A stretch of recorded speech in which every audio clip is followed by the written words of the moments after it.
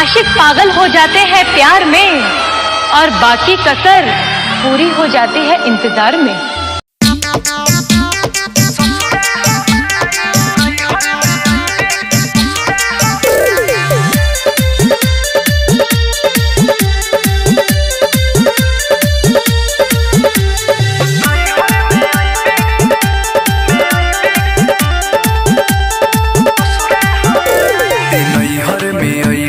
ससुरा हो अगर किसी से प्यार करते हो तो आई लव यू क्यों नहीं कहते?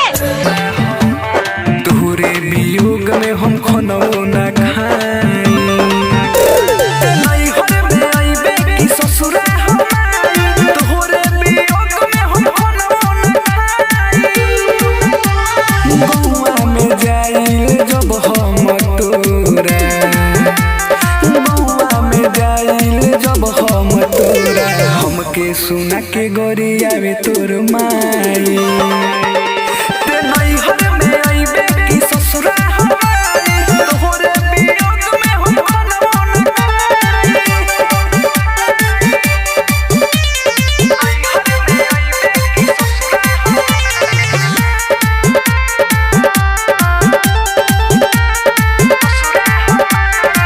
अगर बोलने की हिम्मत नहीं है तो प्यार मत करो। प्यार करने का तुम्हें कोई हक नहीं है। तोहके जहानी अपन महानी देखेला तोहके बेचैन भइल बानी। तोहके जहानी अपन महानी देखेला तोहके बेचैन भइल बानी।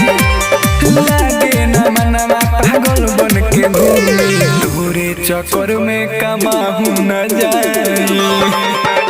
ते नैहर में आइबे कि ससुरा हमारी, तोहरे वियोग में हम खाना ना खाई।